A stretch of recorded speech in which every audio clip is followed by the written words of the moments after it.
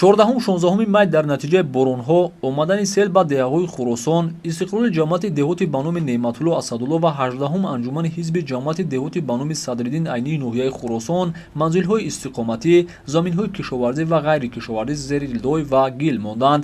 Дар натиҷаи офати табиӣ 2 талафоти ҷонӣ ба қайд гирифта шудааст. 15 манзил пурра ва 282 манзили дигар қисман зарар дидааст. баъди ба қайд гирифта шудани офати табиӣ ситҳод оиди бартарафсозии офат ташкил гардид. Бо дастури роҳбарияти ҳукумати ҷумҳурии Тоҷикистон оилаҳои зарардида ба ҷойҳои бехавф кушонида шуданд. Барои 35 оила ки хонаҳояшон валангор шудааст, хаймаҳои муваққатӣ ташкил гардида лавозимоти зарурӣ дастрас карда шуд.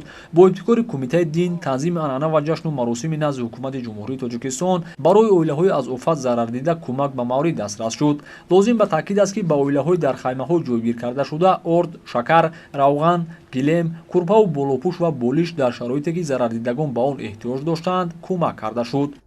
ёдовар бояд шуд ки зиёда аз 60 гектар заминҳои хоҷагиҳои деҳқонӣ, наздики 10 гектар заминҳои наздиҳавлигӣ, 2.5 гектар заминҳои ғайрикишоварзӣ, 11 гектар заминҳои президентӣ зарар дидааст. 100 сар чорбои майдаи шохдор ва 8 сар чорбои калонро сел бурдааст ки зараре расида аз ҳисоби чорбо 114 000 сомонӣ ҳисобида шудааст. Ба ҳамаи хонаводаҳое ки аз офат зарар дидаву хонаҳои истиқоматиашон пурра хароб гардидааст, заминҳои наздиҳавлигӣ ҷудо шуда дар бунёди манзилҳо кӯмак расонда мешавад. Ҳасан Шокирзода, Беҳзоди Шодӣ, ноҳияи Хӯросон, Ҷаҳонамо.